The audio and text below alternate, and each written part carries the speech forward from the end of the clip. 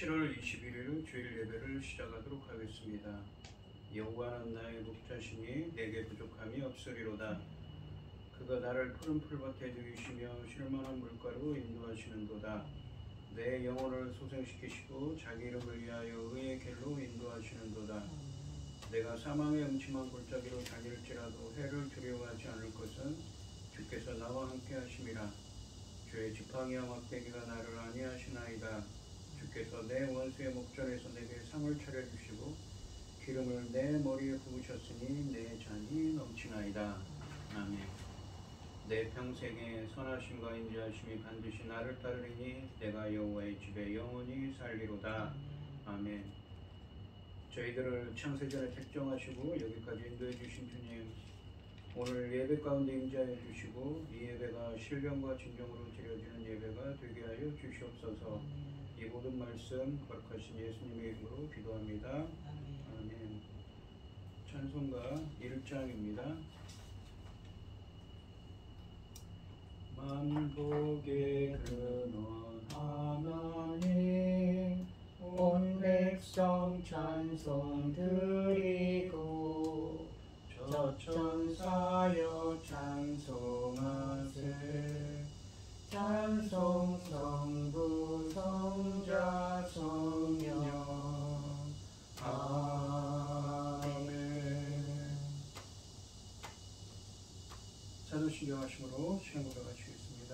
전능하사 천지를 만드신 하나님 아버지를 내가 믿사오며 그 외아들 우리 주 예수 그리스도를 믿사오니 이는 성령으로 잉태하사 동정녀 마리아에게 나시고 본요 빌라도에게 고난을 받으사 십자가에 못 박혀 죽으시고 장사한 지 사흘 만에 죽은 자 가운데서 다시 살아나시며 하늘에 오르사 전능하신 하나님 우편에 앉아 계시다가 저리로서 산자와 죽은 자를 심판하러 오시리라.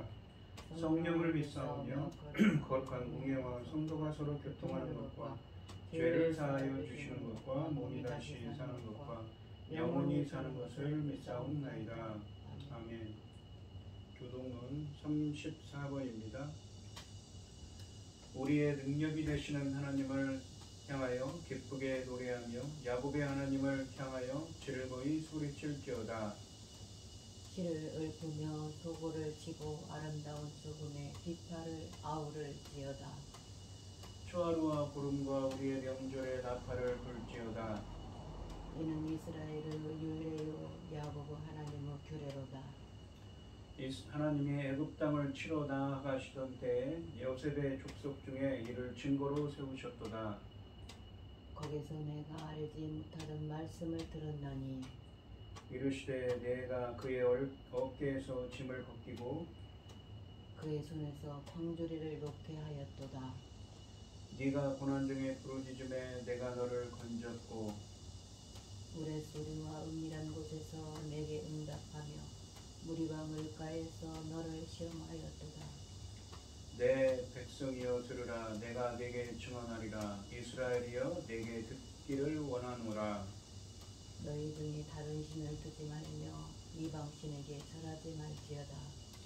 나는 너를 애굽 땅에서 인도하였네. 여호와 내 하나님이니 내 입을 크게 열라. 내가 채우리라 하였으나 내 백성이 내 소리를 듣지 아니하며 이스라엘이 나를 원하지 아니하였도다. 아멘. 찬송가 433장입니다. 귀하신 주여 날 붙드사 주께로 날마다 더 가까이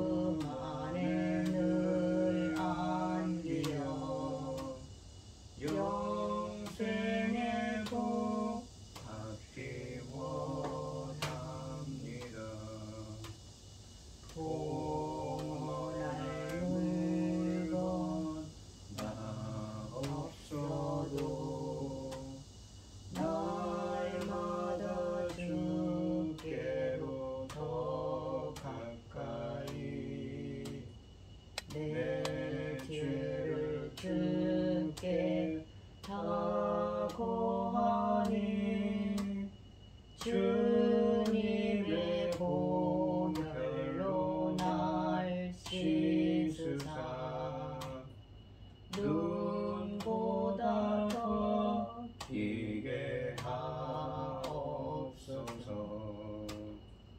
가락한 마귀 날 꿰어도 주 예수 앞으로 더 가까이 이 세상 속한 그 허영심 또 추한 생각을 다 버리니 정결한 마음 내게를 주소서. 이 세상 살다 살 동안에 주께로 날마다 더 가까이 저배는 천국 나 들어가 한없는 복락을 다 얻도록 풍성한 은혜를 주옵소서. 아멘. 기도하겠습니다. 여호와께 감사하고 그의 이름을 불러 아뢰며 그가 하는 일을 만민 중에 알게 할지어다. 아멘. 그에게 노래하며 그를 찬양하며 그의 모든 기이한 일들을 말할지어다. 그의 거룩한 이름을 자랑하라. 여호와를 구하는 자는 마음이 즐거울지로다. 여호와와 그의 능력을 구할지어다. 그의 얼굴을 항상 구할지어다. 이런 자들에게 주의 영을 보내어 그들을 창조하사 지면을 새롭게 하시나이다. 아멘. 전지 만물을 지으신 전능하신 하나님 아버지, 어리석고 보잘것없는 저희를 자녀 삼으시고 아버지의 사랑 가운데 살아가게 하심을 감사드립니다. 세상은 온갖 어려운 일로 아버지 온갖 일로 아버지 하나님 어수선하지만 이 시간 하나님께 예배드릴 수 있도록 인도하셨으니 참으로 감사드립니다. 아멘. 전능하신 하나님 아버지, 저희 나라를 지켜주시옵소서. 저희 나라 대한민국 지켜주시옵소서. 아버지 하나님께서 저희 대한민국을 제사장 나라까지 세우셨으니 아버지 붙잡아 주시옵소서. 아버지 하나님, 지금 세상은 온갖 일로 전쟁이며 아버지 재난이며 이루 말할 수 없습니다. 이런 상황에서 저희 나라를 이렇게까지 지켜주시고 계시니 감사드립니다. 전능하신 하나님 아버지 하나님께서 저희들을 붙잡아 주시지 않으면 우리는 아무 힘이 없지 않습니까? 아버지 하나님, 그런데에도 또 중대한 일이 있지 않습니까? 열매 거둘 새 시대를 아버지께서 열고 계십니다. 이 열매 거둘 중대한 시대에 아버지 하나님, 얼마나 이 열매가 어떤 열매입니까? 주님 십자가에서 못 박혀 죽으시고 나오는 열매들입니다. 아버지, 이 천금 같은 열매들 하나도 놓치지 않고 잘 거둬야 할 텐데 아버지 하나님, 저희들 너무 연약하고 힘이 없어 죄송합니다. 아버지 하나님, 도와주시옵소서. 이 열매 얻을 사역을 잘 감당할 수 있도록 도와주시옵소서. 이 엄청난 사역을 위하여 당신의 사랑하는 종 열매 거둘 말씀을 들고 강단에 세우셨으니 아버지 하나님, 이 말씀으로 말미암아 아버지께서 기뻐 받으실 열매들을 넉넉히 나올 수 있도록 도와주셨기를 간절히 소원하옵고, 이 모든 말씀 억만 죄악 가운데서 우리를 구원하여 주신 예수 그리스도 이름으로 기도드리옵나이다. 아멘. 오늘 함께 하신 하나님의 말씀은 마태복음 6장 19절로 24절 말씀입니다. 마태복음 6장 19절로 24절 말씀입니다. 교독을 하겠습니다. 제가 먼저 읽겠습니다. 너희를 위하여 보물을 땅에 쌓아두지 말라. 거기는 좀과 동록이 해하며 도둑이 구멍을 뚫고 도둑질을 하느니라. 오직 너희를 위하여 보물을 하늘에 쌓아 종이나 동목이 해하지 못하며 도둑이 구멍을 뚫지도 못하고 도둑질도 못하느니라. 내 보물이 있는 그곳에는 내 마음도 있느니라. 내 보물이 있는 그곳엔 내 눈은 너의 등불이니 그러므로 눈이 성하면 온몸이 밝을 것이요. 눈이 나쁘면 온몸이 어두울 것이니 그러므로 내게 있는 빛이 어두우면 그 어둠이 얼마나 더하겠느냐. 한 사람이 두 주인을 섬기지 못할 것이니 혹 이를 미워하고 저를 사랑하거나 혹 이를 중히 여기고 저를 경히 여김이라. 너희가 하나님과 재물을 겸하여 섬기지 못하느니라. 아멘. 찬송가 337장입니다. 내 모든 시험 무거운 짐을 주 예수 앞에 아뢰며 근심이 쌓인 날 돌아보사 내 근심 모두 맡으시네. 무거운 짐을 나 홀로 지고 견디다 못해 쓰러질 때 불쌍히 여겨 구원해 주리. 은혜의 주님 오직 예수. 내 모든 괴로움 닥치는 말라. 주 예수 앞에 아뢰이면 주께서 친히 날 구해 주사 넓으신 사랑 베푸시네. 무거운 짐을 나 홀로 지고 견디다 못해 쓰러질 때 불쌍히 여겨 구원해 주리. 은혜의 주님 오직 예수. 내 짐이 점점 무거워질 때 주 예수 앞에 아뢰이면 주께서 친히 날 구해 주사 내 대신 짐을 져주시네. 무거운 짐을 나 홀로 지고 견디다 못해 쓰러질 때 불쌍히 여겨 구원해 주리. 은혜의 주님 오직 예수. 마음의 시험 무서운 죄를 주 예수 앞에 아뢰이면 예수는 나의 능력이 되사 세상을 이길 힘주시네.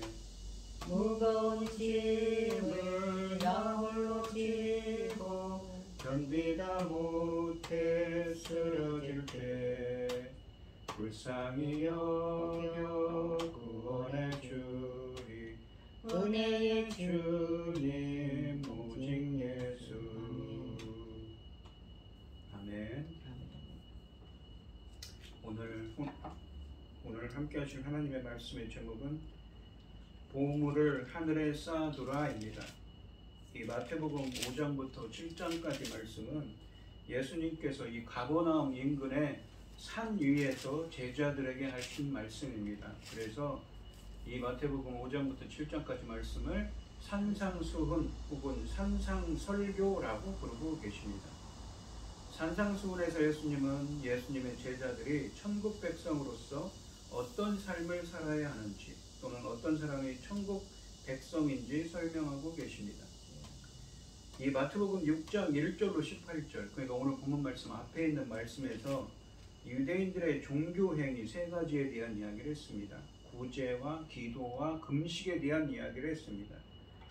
그 구제와 기도와 금식이 지닌 문제점들을 교정하신 예수님이 이제 인간의 삶에서 가장 중요한 이슈에 대해 말씀하십니다.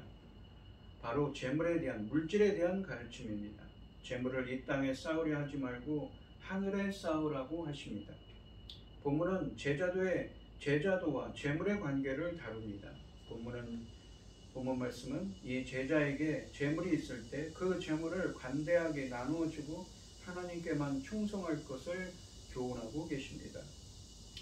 이 19절 말씀을 보시면 너희를 위하여 보물을 땅에 쌓아두지 말라. 거기는 좀과 동록이 해하며 도둑이 구멍을 뚫고 도둑질하느니라 라고 하십니다.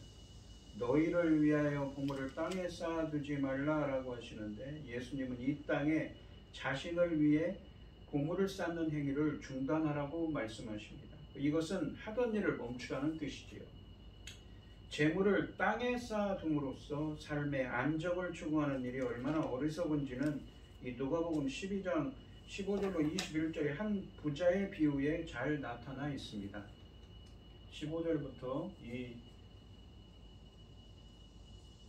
15절부터 21절까지 말씀을 보시면 그들에게 이르시되 삶과 모든 탐심을 물리치라.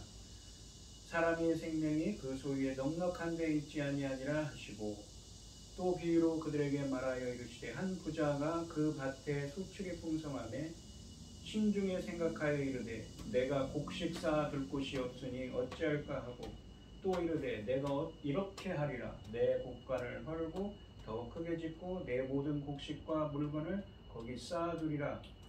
또 내가 내 영혼에게 이르되 영혼아 여러 해 쓸 물건을 많이 쌓아두었으니 평안히 쉬고 먹고 마시고 즐거워하자 하리라 하되 하나님은 이르시되 어리석은 자여 오늘 밤에 내 영혼을 도로 찾으리니 그러면 내 준비한 것이 누구의 것이 되겠느냐 하였으니 자기를 위하여 재물을 쌓아두고 하나님께 대하여 부요하지 못한 자가 이와 같으니라 라고 하십니다. 이 동서고금을 막론하고 사람들은 귀중한 자산을 집이나 안전한 곳에 보관합니다. 고대 사회에서 사람들은 집안에서 집 마당을 파서 보물을 숨기곤 했습니다. 예수님은 제자들에게 이때까지 살던 삶의 방식을 바꿔 세상 사람들과 다르게 살아야 된다고 하십니다. 하반절에 보시면 거기는 좀과 동록이 해하며 그 도둑이 구멍을 뚫고 도둑질하느니라 라고 하십니다. 땅에 쌓아두는 보물은 좀과 동록과 도둑 등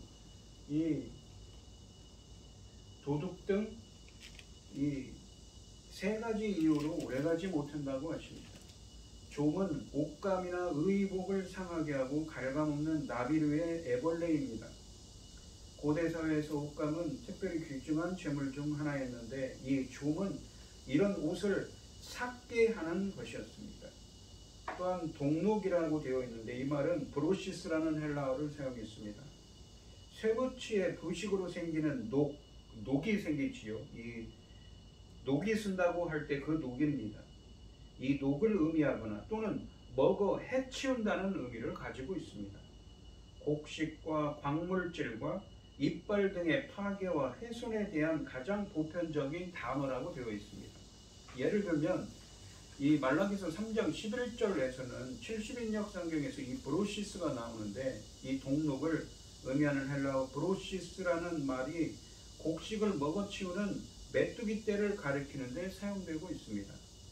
본문에서 말하는 동록은 땅의 보물을 소비하고 소멸케 하는 것이므로 이 녹이나 혹은 먹어 해치움 두 가지 해석 모두 문맥상 가능한 것으로 받아들일 수 있습니다. 또한 본문은 도둑이 침입해서 훔쳐가기도 한다고 하십니다. 도둑이 구멍을 뚫고 도둑질하느니라 라는 독특한 표현은 고대 근동지방에서 점토로 벽돌을 만들어 집을 건축하는 것을 배경으로 하고 있습니다. 즉 유대인의 집은 토벽으로 되어 있었으므로 집안의 물건을 그러니까 강탈하려는 도적들은 흔히 벽에 구멍을 파고 침입하곤 했던 것입니다. 도둑이 훔친다는 이미지는 이 땅에 모아둔 보물이 안전하지 않음을 의미합니다. 땅에 쌓아두는 보물은 좀과 동록과 도둑 등 세 가지 이유로 오래가지 못한다고 하십니다. 땅에 보물을 쌓지 말라고 하신 예수님은 20절 말씀에 보시면 오직 너희를 위하여 보물을 하늘에 쌓아두라. 거기는 좀이나 동록이 해하지 못하며 도둑이 구멍을 뚫지도 못하고 도둑질도 못하느니라 라고 하십니다. 오직 너희를 위하여 보물을 하늘에 쌓아두라 라고 하시는데 그러면서 거기는 좀이나 동록이 해하지 못하며 도둑이 구멍을 뚫지도 못하고 도둑질도 못한다고 하십니다.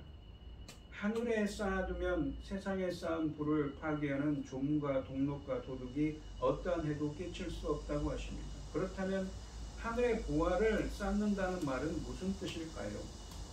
본문에는 그 설명이 명백히 드러나 있지 않지만 이 마태복음 19장 21절에서 예수님은 소유를 팔아 가난한 자들에게 나누어 주는 것이 하늘에서 보화를 확보해 준다고 밝히고 계십니다. 마태복음 19장 21절에 보시면 예수께서 이르시되 네가 온전하고자 할진대 가서 내 소유를 팔아 가난한 자들에게 주라. 그리하면 하늘에서 보화가 내게 있으리라. 그리고 와서 나를 따르라 하시니 라고 하십니다. 그렇다면 보화들을 하늘에 쌓아두라라는 이 명령은 제자가 재물을 소유하고 있을 때 그것을 가난한 자들과 함께 나누라는 구체적인 의미로 이해할 수가 있습니다. 물론 하늘에 보화를 쌓는다는 개념이 가난한 자들을 돕는 구체적인 의미에 국한되지는 않을 것입니다. 바울은 그리스도인의 이 경제관을 이렇게 정의하고 있습니다.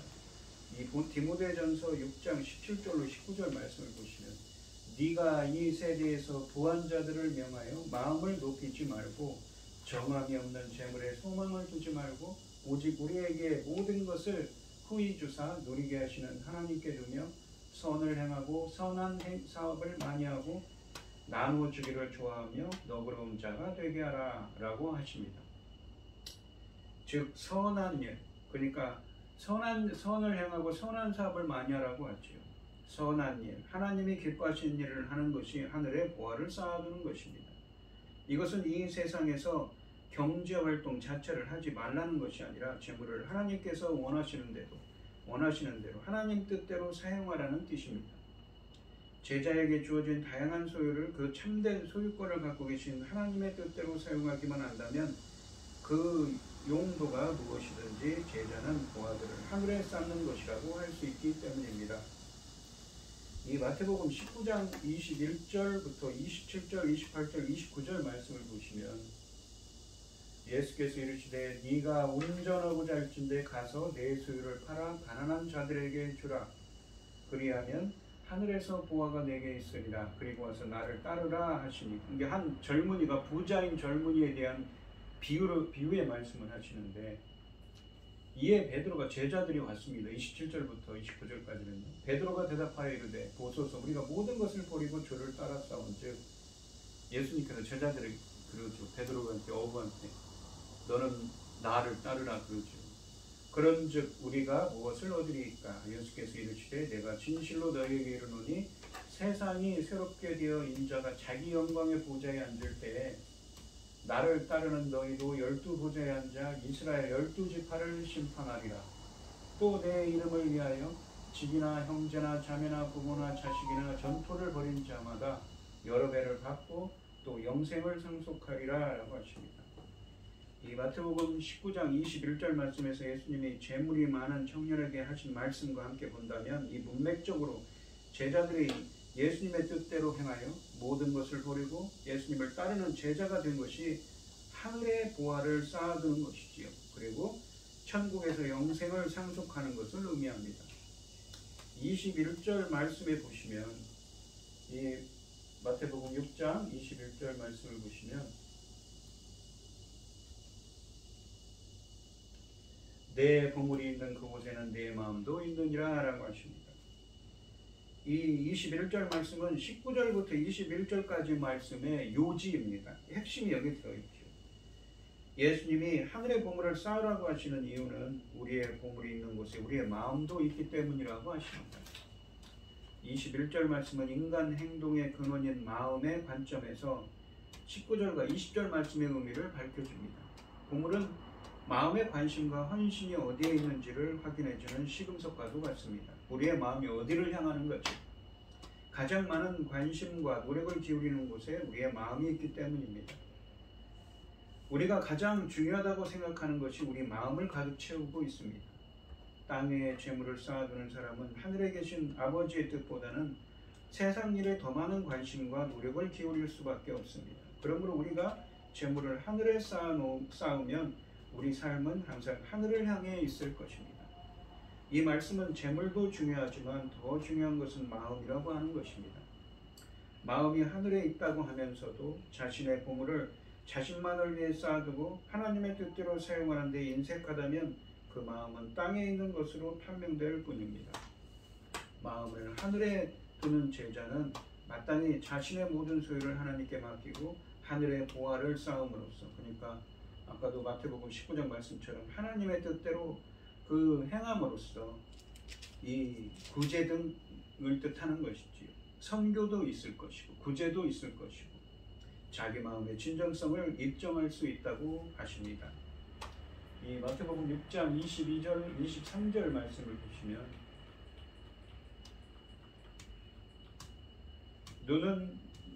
눈은 몸의 등불이니 그러므로 내 눈이 성하면 온몸이 밝을 것이요 눈이 나쁘면 온몸이 어두울 것이니 그러므로 내게 있는 빛이 어두우면 그 어두움이 얼마나 더하겠느냐라고 하십니다. 갑자기 눈에 대한 이야기가 나오죠.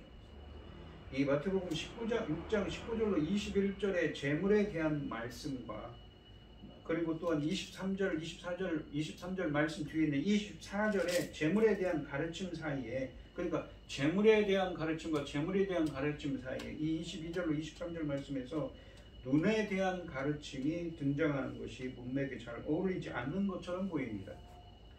그러나 이 19절로 21절 말씀에 하늘나라에 재물을 쌓아두라고 하는 말씀과 24절 말씀에서는 하나님과 재물 중 하나를 선택하려면 내 보물 있는 그 곳에는 내 마음도 있느니라 라는 21절 말씀처럼 마음이 가장 중요한 것이지요. 마음이 어디를 향하는가? 하나님을 향하는가? 세상을 향하는가 하는 것이죠. 마음은 보는 것을 통해 영향을 받기 때문에 사람의 눈에 대한 은유가 이곳에 나오는 것은 당연한 것입니다. 예수님께서 앞에서 마음에 대하여 말씀하시다가 여기서 눈에 대하여 말씀하시는 것은 눈이 마음을 결정하는 기관이기 때문입니다. 22절 말씀을 보시면 눈은 몸의 등불이니 그러므로 내 눈이 성하면 온몸이 밝을 것이오 라고 하십니다. 눈은 몸의 등불이라는 말씀은 눈은 마음을 통해 온몸을 밝히는 것이라는 의미입니다. 곧 눈은 사람의 마음과 생각과 행동에 큰 영향을 끼칩니다. 또한 눈은 몸의 등불이다라고 하시는데 이 다니엘서 10장 6절 그리고 계시록 1장 14절 말씀해 보시면 눈이 빛을 낸다고 또한 말씀하십니다. 빛과 어둠은 또한 영적인 상태를 알리기에 좋은 그 대조를 이루는 이미지로 성경에 자주 등장합니다. 예수님께서 제자들에게 기대하는 모습은 이 마태복음 5장 14절로 16절 말씀에서 너희는 세상의 소금과 빛이 되라고 하는 말씀처럼 세상의 빛입니다. 그런데 본문에서 눈이라는 이 등불은 몸 안을 비추는 기능을 하는 것으로 그려집니다. 그러니까 눈이 몸의 등불인데 몸 안을 비춘다는 것, 세상을 비추는 것이 아니라 여기서는 마태복음 5장 14절로 16절에서 무엇입니까? 세상의 빛으로서 세상의 빛을 비춰야 되는 거죠. 근데 여기서는 몸 안을 비추는 기능을 하는 것으로 나타나고 있습니다. 22절 하반절부터 23절 상반절을 보시면 그러므로 내 눈이 성하면이라는 말이 헬라어로 하플로스라는 헬라어인데 건강하면이라는 의미가 있고 한 방향의라는 의미도 있고 관대한이라는 의미도 있고 여러 가지 의미가 있습니다. 근데 여기서는 성하면은 건강하면이죠. 온몸이 밝을 것이요. 내 눈이 건강하면 온몸이 밝을 것이다. 근데 눈이 나쁘면, 나쁘다는 말이 포네로스라고 해서 악한, 나쁜 그런 의미입니다. 포네로스라고 해서 눈이 악하면 온몸이 어두울 것이니 라고 하십니다. 이 말씀은 눈이 몸에 빛을 제공하는 역할을 한다고 전제하고 있습니다. 그래서 몸이 밝아지는 거죠. 몸의 밝음과 어둠은 눈의 상태에 의존합니다. 이 말씀에 따르면 눈이 성하면 온몸이 밝게 되고 눈이 나쁘면 온몸이 어둡게 됩니다. 이 말씀에서 몸에 빛을 제공하는 눈이 비유적 의미를 갖는다는 점은 분명해 보입니다. 그런데 눈을 수식하는 형용사로 성하면이라는 의미로 번역된 22절에서 성하면이라고 번역된 헬라어 하플로스가 사용된 점은 주목할 만합니다. 이 하플로스라는 말이 아까도 설명했지만 하플로스 성하면이라고 번역된 이 하플로스라는 헬라어가 여기 보시면 PPT에 있어요. 건강한, 단일한, 한 방향의, 그러니까 건강한이라는 의미가 있어요. 이 본문을 여기 번역한 것처럼 건강한 눈인 것이죠. 근데 건강한 눈이라고 번역하면 이 눈이 온몸을 눈이 빛을 비춰야 되는데, 몸을 밝게 해야 되는데, 건강한이라고 해석하면 해석이 잘 안 되는 거죠. 근데 단일한, 한 방향의 또는 관대한이라는 의미도 있습니다. 그렇게 해석하면 이 문맥적으로 해석이 된다는 이야기를 하고 있습니다.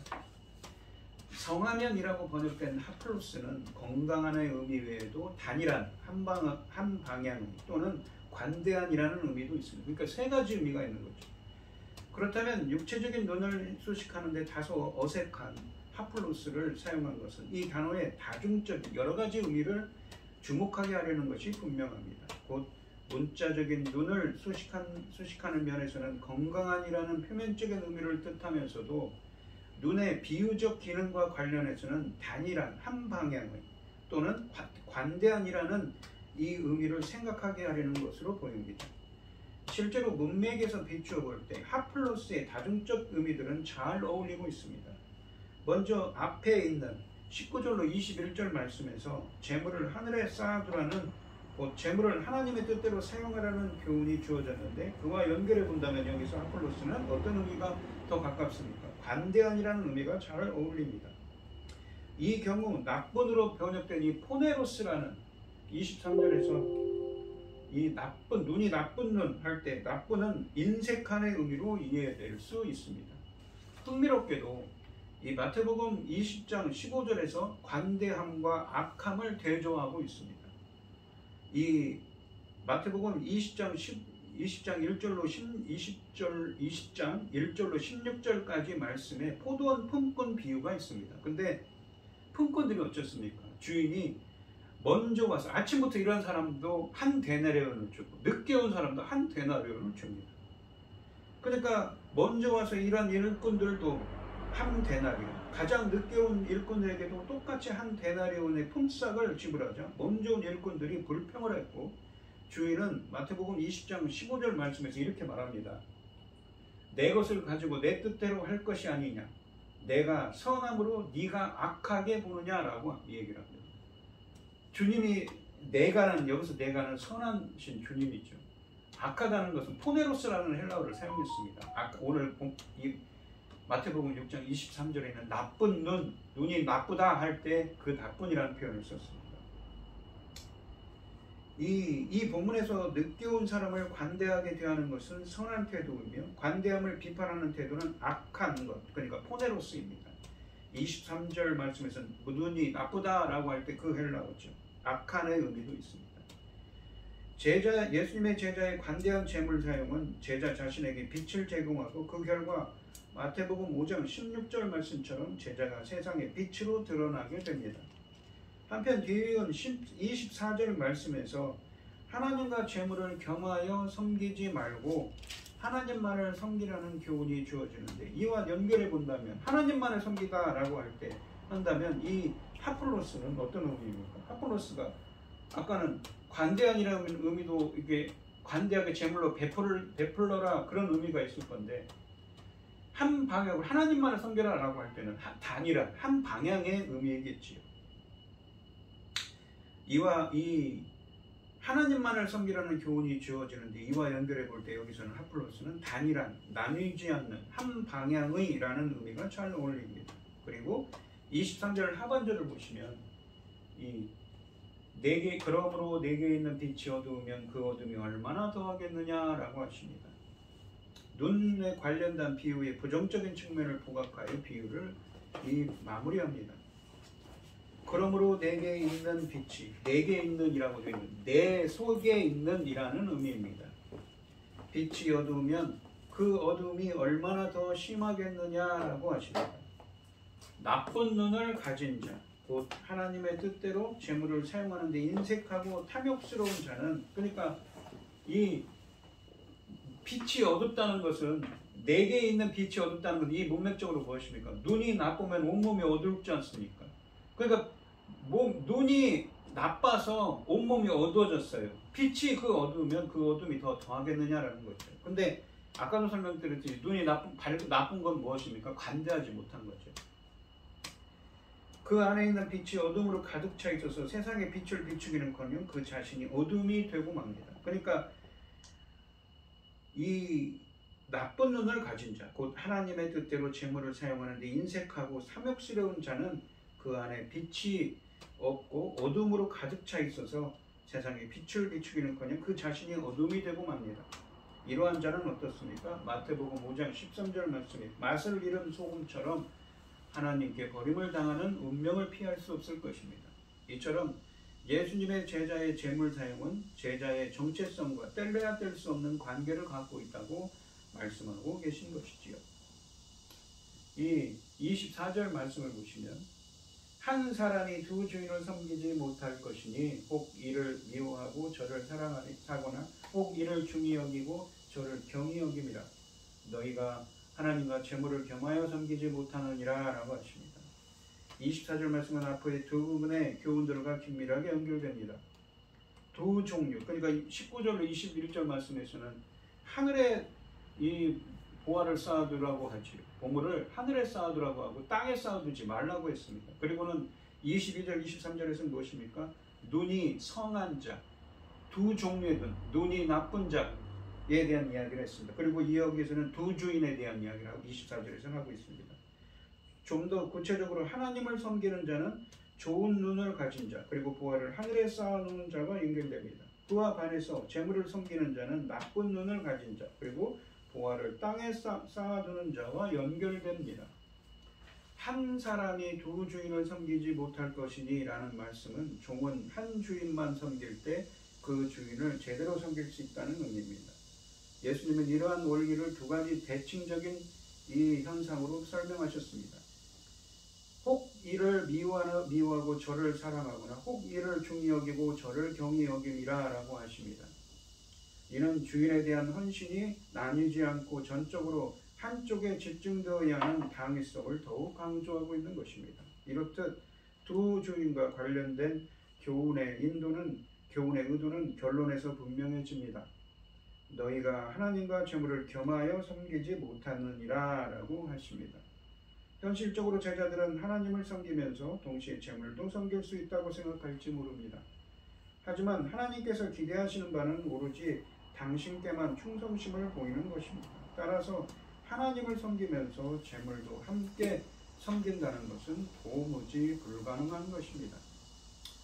사실 재물은 그 자체가 악하거나 나쁜 것은 아닙니다. 하지만 그것은 언제든지 하나님 대신 자기에게 충성할 것을 요구하는 하나님의 경쟁 상대가 될 수도 있습니다. 재물은 인간의 충성심을 끌어내는 강력한 힘이 있기 때문입니다. 재물을 얻었을 때 그것을 자신을 위해 땅에 쌓아두는 데 관심을 기울이는 사람은 재물을 주인으로 섬기는 사람입니다.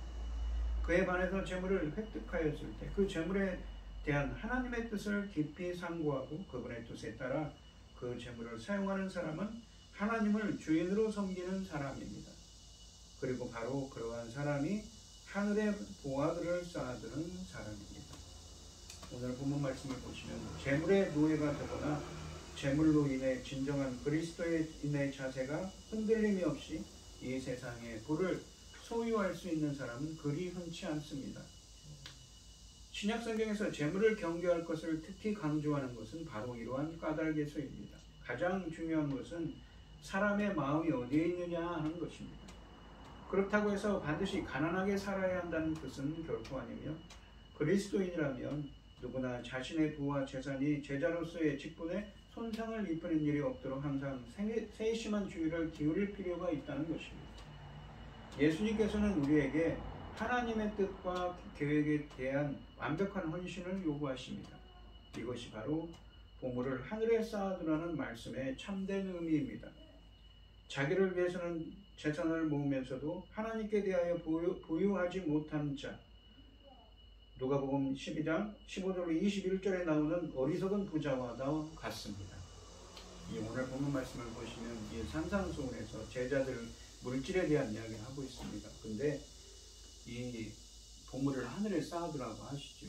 그러면서 이 눈에 대한 이야기를 했습니다. 문맥적으로 같은 이야기라고 했지요. 그러면서 보물과 하나님과 보물을 겸하여 섬길 수 없다고, 하나님만에게만 헌신해야 된다고 합니다. 예수님의 제자는 어떻습니까? 보물을 하늘에 쌓아두는 자, 바로 하나님의 뜻대로 행하는 자, 하나님께 헌신, 하나님 뜻대로 살아가는 자가 되어야 된다고 하십니다. 보물을 하늘에 쌓아두는 것은 하나님이 기뻐하신 뜻대로 행하는 사람입니다. 바로 그 사람이 바로 천국의 시민이고 천국을 상속하는 자라고 본문에서 말씀하고 있는 것이지. 우리 성도님들도 하나님께 전적으로 하나님의 계획과 하나님의 뜻에 헌신하는 여러분들이 되시기를 바랍니다. 그래서 보물을 하늘에 쌓아두는 은혜가 함께 하시기를 주의 이름으로 축원드리겠습니다. 기도하겠습니다. 하나님 아버지 감사합니다. 오늘 주신 말씀처럼 보물을 하늘에 쌓아두는 예수님의 제자가 되게 하여 주시옵소서. 보물을 하늘에 쌓아두는 자는 누구입니까? 바로 하나님의 뜻대로 행하는 사람입니다. 하나님이 기뻐하신 뜻대로 행하는 자, 하나님께 하나님 뜻에 헌신하는 자가 바로 예수님의 제자이며 보물을 하늘에 쌓아두는 천국을 상속하는 사람들이 있는 것이지요. 저희들도 항상 이 말씀처럼 보물을 하늘에 쌓아두는 하나님의 예수님의 제자들이 될 수 있도록 인도하여 주시옵소서. 이 모든 말씀 거룩하신 예수님의 이름으로 기도드리옵나이다. 아멘. 찬송가 412장입니다. 내 영혼의 급히 깊은 데서 맑은 바람이 울려나네. 하늘 곡조가 언제나 흘러나와 내 영혼을 고이 싸네.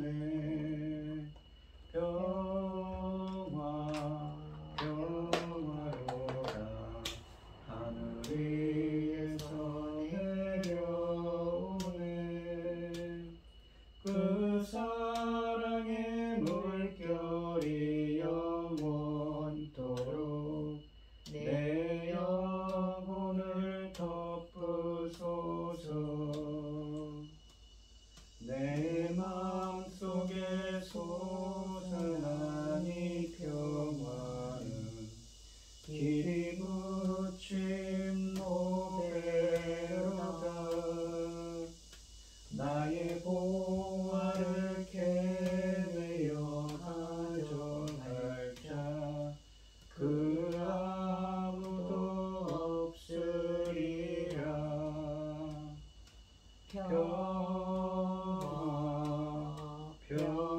평화로다 하늘 위에서 내려오네. 그 사랑의 물결이 영원토록 내 영혼을 덮으소서. 내 영혼의 평화가 넘쳐남은 주의 큰 복을 받으리라. 내가 주야로 주님과 함께 있어 내 영혼이 편히 쉬네.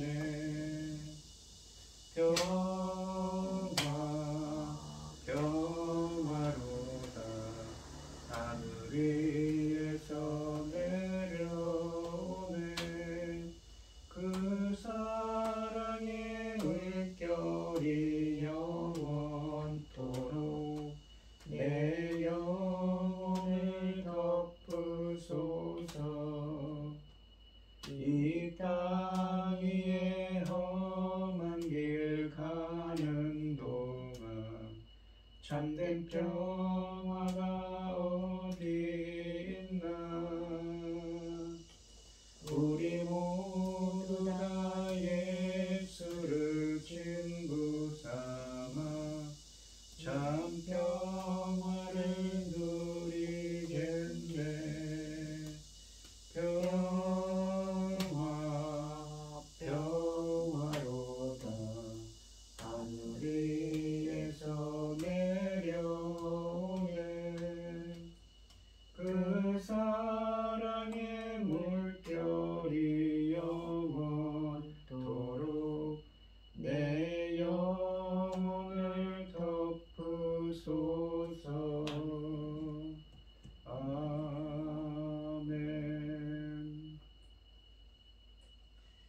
기도하겠습니다. 참 감사하신 하나님, 오늘 주신 말씀처럼 저희들이 예수님의 제자로서 예수님의 뜻에 전적으로 헌신하는 우물을 하늘에 쌓아두는 예수님의 제자들이 될 수 있도록 인도하여 주시옵소서.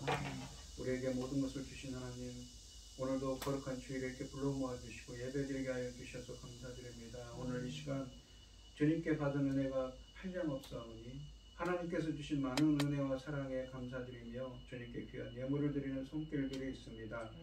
드려지는 손길들마다 주님께서 기억하시고 이 간과 기도에 귀 기울여 주시고 응답하여 주셔서 주님의 기뻐하시는 뜻을 행할 수 있도록 인도하여 주시옵소서. 이 모든 말씀 거룩하신 예수님의 이름으로 기도드리옵나이다. 아멘. 축도하심으로 오늘 예배를 마치겠습니다. 이제는 주 예수 그리스도의 은혜와 아버지 하나님의 극진하신 사랑과 성령의 교통하심이 성도들 머리머리 위에 이제로부터 영원히 함께 있기를 주 예수 그리스도의 이름으로 축원드리옵나이다.